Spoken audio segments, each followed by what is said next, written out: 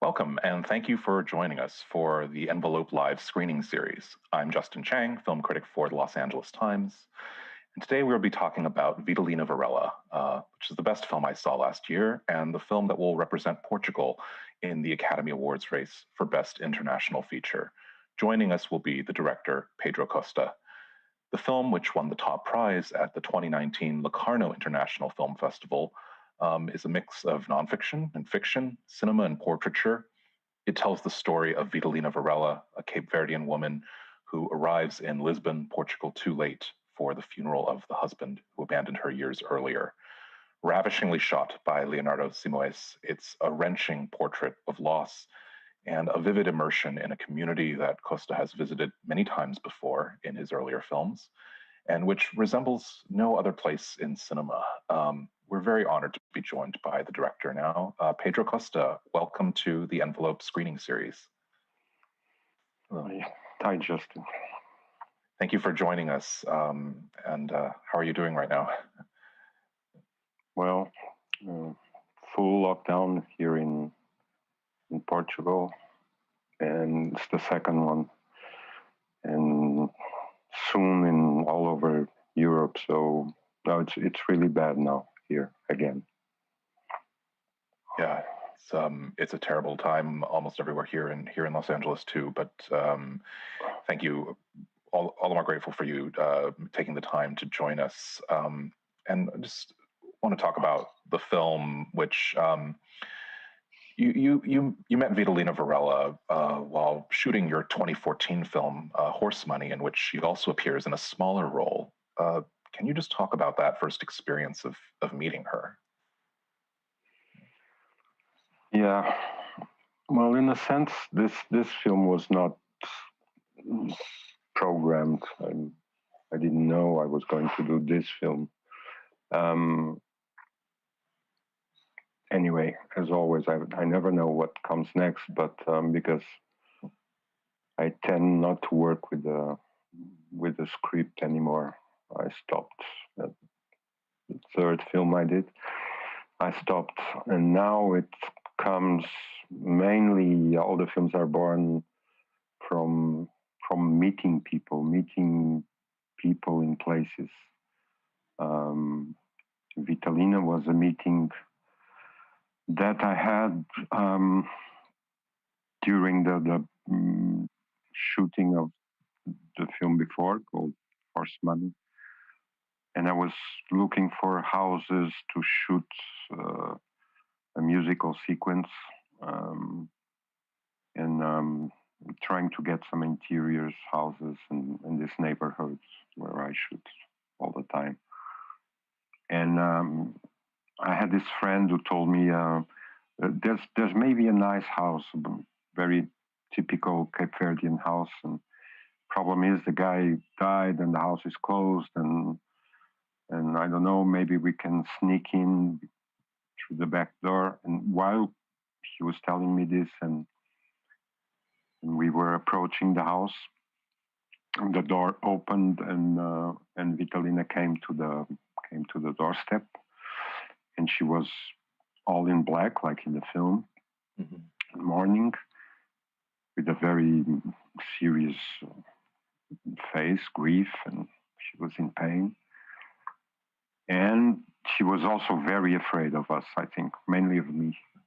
Because my friend was black, I was white, I speak Creole, but anyway, she might have thought that I was police or immigration or something. So all this, the tension and this meeting of fear and, from my part, I don't know, desire. I think this is the title of the film, I think. So this fear and desire, or this is what makes the films.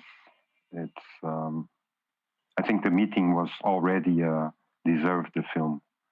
Yeah. So actually, I did 3 or 4 shots all along the film where she opens the door to come out, and she looks suspiciously outside. So that's how I met her, and I proposed her to be in the film, in the other film. I have a small role, the film was open at that time; anything could come in, and she became a character in the other film. We talked a little bit. We became friends quickly, and she told me a little bit of her story, and the story was, well, very strange and deserved to be told. She had come to the funeral of her husband, and she came late because of bureaucracy, papers, I think, passport, and she came 3 days after the burial. Right. And that's, I mean, for all of us, but especially for maybe more for an African, it's very hard not to leave not to say goodbye to the person. I mean, completely. Yeah. So, and she hadn't seen her husband for 40 years. So, yeah, she had some phone calls from some. He had been there back home 2 times only. So she was suffering. So I always say not claiming anything for me or for our crew, but the film helped her a little bit. I mean, we tried, and why not say that film? I mean, can do some small things, not big things, but small things to people in need. Yes, and you mentioned, of course, not using a script anymore because you write your films in very close collaboration with the people that you're filming, whether that's Vitalina and many of the others who live in this neighborhood that we meet. Can you talk about just getting to know them and when that conversation begins? At what point do you begin that conversation of them being in a film? I know that this, requires trust, on all between you and them. And how do you, I guess, forge that trust with them? Well, this is a long story already and it's at the beginning it's at the beginning of my, because I began to make films the usual way, the most conventional way possible. I mean, film school, assistant production, director, a little script, got some money for a script, first film, second film, third film, and then I thought that was not the life for me. Making films that way, I'm saying the films are made this way always, but I thought maybe I was more adjusted, or I preferred to work more like either an anthropologist or a painter, not really as a filmmaker, as filmmakers work today, because filmmakers today they get into traps, all sorts of traps. Time, which is precious for film, is almost an enemy. You fight time, and you shouldn't. So I thought this is not the way I like to work. And then I especially hated scripts because it seemed like I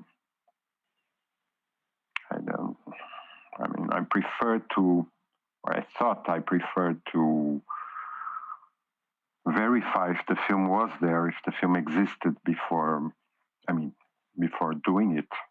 So, and I had no dreams of fantasies of shots or scenes, or everything comes from the work there with the people at that place, or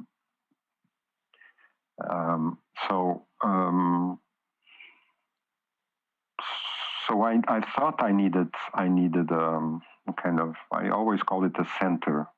I needed to center myself, like when you say a center of interest, something that interests you, even if it's very vague but or abstract. But that's already better than writing some stories or ideas on a paper and calling it a script. Uh, I was very lucky to be helped in this quest, in this abstract quest, by a trip I made to Cabo Verde, so the place where Vitalina comes from, and Ventura and all his friends in Africa. And when I did my second film, and there, at the end of this shooting of my second film, we shot in a village, and all the village gave me and some colleagues, some crew, letters and messages and gifts for family and friends that were immigrants in Portugal. Mm-hmm. So we left with bags of things and that's the way I got to meet this in this community, the neighborhood. I walked in with this kind of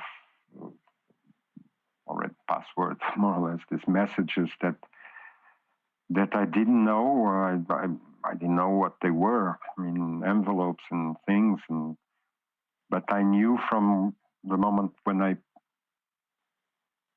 delivered these messages that I saw the reactions, I saw emotions, I saw feelings in faces, and somehow this moment or these moments that opened for me the doors of film, another way of working. These moments are for me a strange sort of script. I always say I like not to know the text. I don't want to know the text, but I want to be sure of the trust, the emotions, the feelings. They are sincere. I think they are. I mean, they have to be interested to work with us because we have no money. I mean, there's the Oscars now, so but we have no money. Cannot promise them anything. It's just pure, simple friendship, trust, and work. Lot of work. It's not magic. I think everything you're saying comes through in the films because we see you've captured something of how they live, who they are. There's this very clear sense of them speaking in their voices, rather than necessarily in yours or in somebody else's. I think you clearly take very seriously the ethics of how they are portrayed, but it is, as you say, really hard work. And I know your cinematographer Leonardo Simoes, his work is so beautiful, and he shot many of your films before. There's so much darkness in this film and so many shadows. It's very mournful and haunted. Can you talk about just the technical process behind achieving the shots that you want? I understand that it must be a very intensive, time-consuming process, setting all that up. Yeah, well, this film was not different from the previous ones. Mm-hmm. Even if the crew changes a little bit sometimes because of,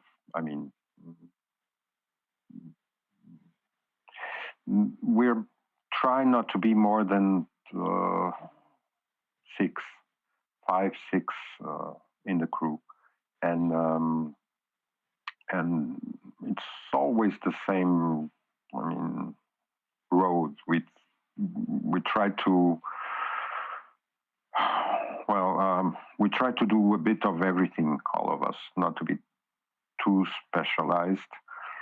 The main thing is to know the people we're working with. Behind and in front of the camera. That's the main thing. I think that's what that's what made the great films of the past, of the present, is when you get a real, let's say balance, but it's made of trust. It's not made of technicity, or it's not made of Mm-hmm. it even, I would say, it tries to avoid techniques and camouflage or makeup, or everything has to be really, really,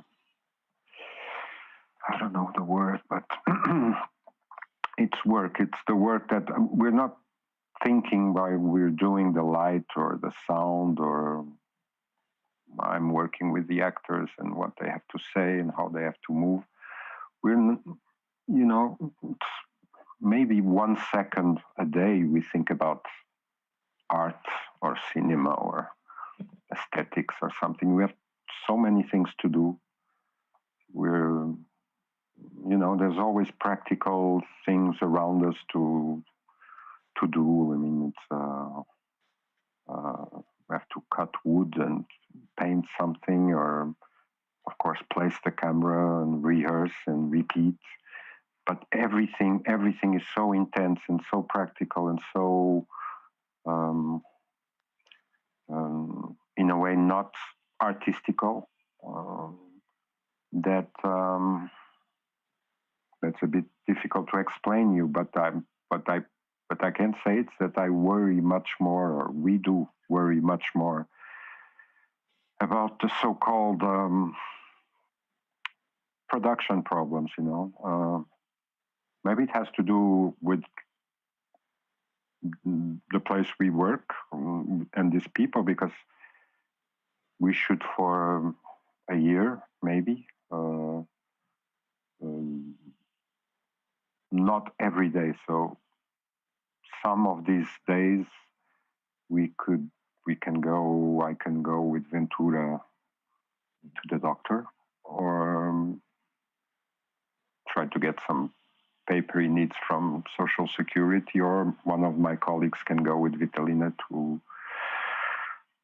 some bureaucratic problem also, and etc. etc. We have lots of problems, and I tend to take care of these problems as much as the shots or a lightning situation, or because I think they will serve the film. They will tell us how to do a shot. They will tell us how to go deeper into some sort of problem that you didn't solve, and you did not solve that problem because you weren't close enough, and you didn't realize that one of Vitalina's problems was really her putting her husband to rest, and that means to have some papers from the cemetery, etc., etc., and you can help her with that. And those are things that serve the film. So it's not only light and shadow. It's all sorts of problems. It's, as you say, doing some good, even small good, through the film. You mentioned Ventura, who of course has, been, we've seen him many times in your past work, in Colossal Youth and in Horse Money. In this film, interestingly, he plays more of a fictional character than he usually does. What can you talk about working with him on this one? I know you know each other so well, and but why did you decide to give him this role in the film?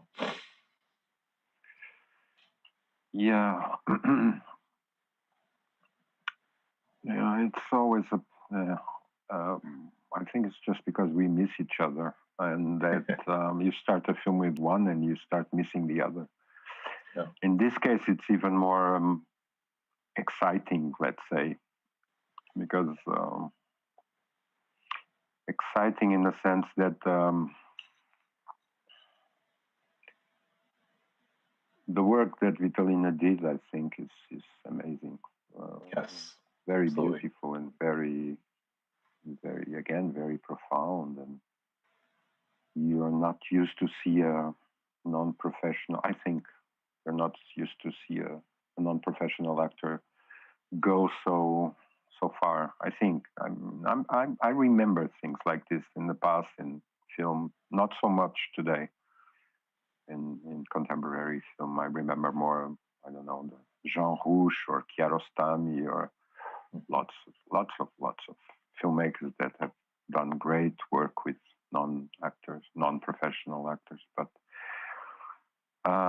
But she's so great that at one point in the film, and we were shooting already with her alone. It's her story, it's her life. So she had many scenes, and we wanted to keep on going with her. She excited us with her talent also. So, but Ventura is colossal. So, so again in this film, everything was open, and we thought, or I thought, because I heard a story that Vitalina told me one day, that she met this young priest back home who had lost his faith because of a tragic accident that we tell in the film.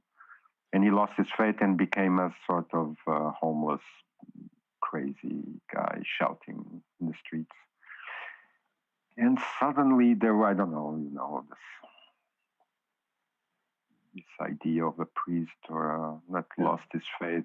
And because Vitalina had brought to us, to this film, to our work, her Christian or Catholic faith, belief. She's a believer, and it's in the film, and it could not be avoided. So I thought she's so, in the film she comes in a way to avenge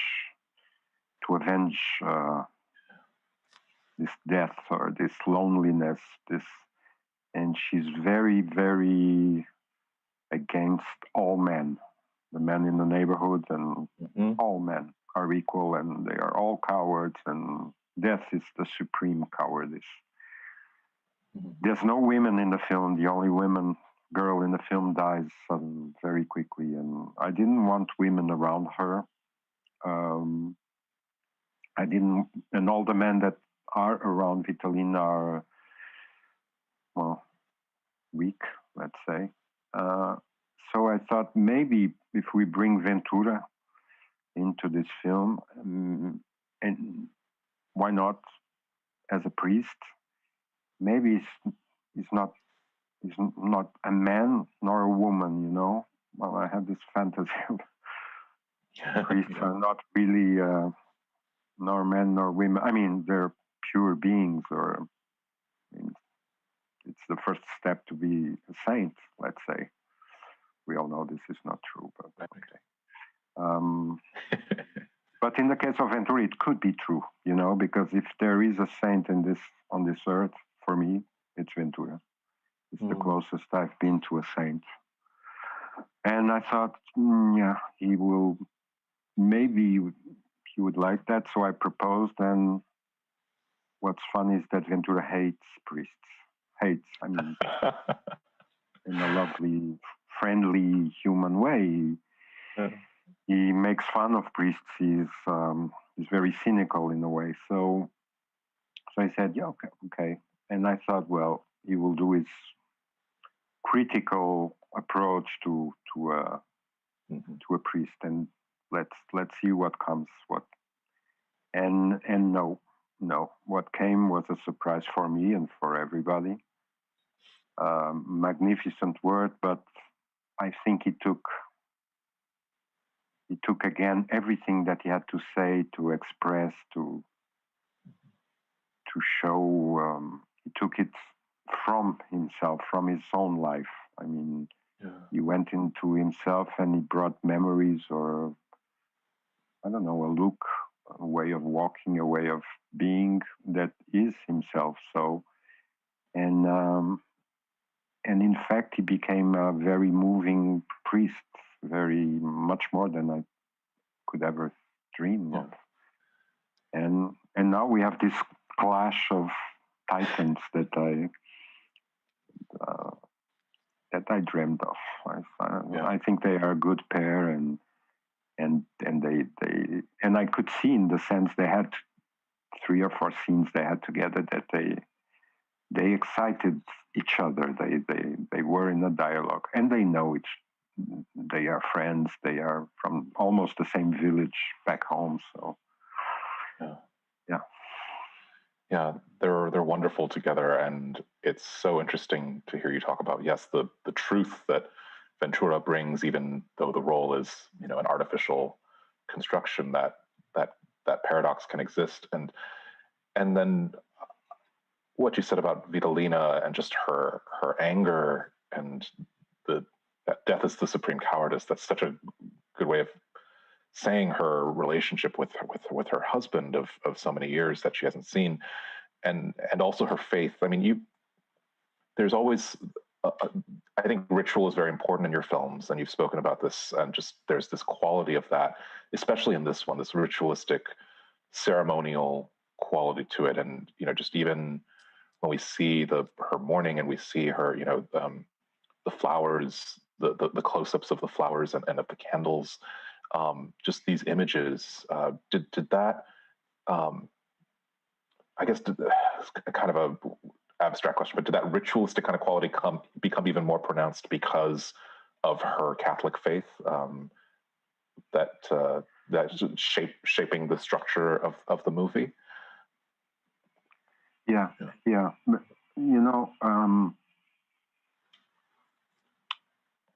if it weren't for the film, she wouldn't have done this. This small placing of this altar, this 2 candles and photographs and flowers. In a way, our film gave her this moment of intimacy. It's very, very strange because we're doing a very, there's no. It's the most extravagant, extroverted, exposed art you can think of, cinema. I mean, it's everything but intimacy. I mean, it's the contrary. It's putting up there very, very big everything, yourself, your interior. So what's very moving in a way is that we tried, and I don't know if we succeeded, to keep Vitalina's intimacy intimate in the film while we were doing a film. She was taking care of things, of her grief every day. She had to, almost every day we placed the camera, and we worked the lights, me, Leonardo, all the boys, and she was placing her altars or flowers, and she had these moments while we had our moments. So these both rituals, let's say cinema and her rituals of mourning, they were the work. Every morning, every day of our work, they were really. I've never felt cinema so ceremonial in a good sense. I'm not talking about orders and ceremonial in a pompous, or not that way, but in a simple. When you don't have much money, like we don't have money. When you don't have, and you don't want many, the grease, or I always say the obesity, the fat of cinema. We don't have anything of that. I think you have to be more careful. You have to be more careful with yourself, people, cinema. You have to take care of cinema every day, and it's like take care of the flame. that flame that Vitalina took care, and it was very moving because, you know, we were adjusting lights and sometimes one of the candles would go out. And like a cat, she would immediately be there to light the candle up. And for me, this is a metaphor, of course. Yeah. It's very easy with cinema; everything is metaphor. So I thought she's taking care of cinema too. She's taking care of our flame. It has to be there all the time, and yeah. Well, I think that we went along shooting the film, and while we shot the film, I think she made, or she did a road of mourning. She, I don't know if she forgot or she placed her husband in her own place in her heart, and the film came to an end, and both works uh, came to an end together. I think in a good way. Yeah, something like that. Yeah. Pedro Costa, thank you so much for speaking about your film. I'm so glad to have seen it. I'm so glad we can share it with our audience. I want to thank everyone for joining us for this conversation. Yes, thank you so much, Pedro, for taking the time to be here with us today. And that will wrap up this Envelope Screening Series conversation on Vitalina Varela. Thank you all, and goodbye. Thank you.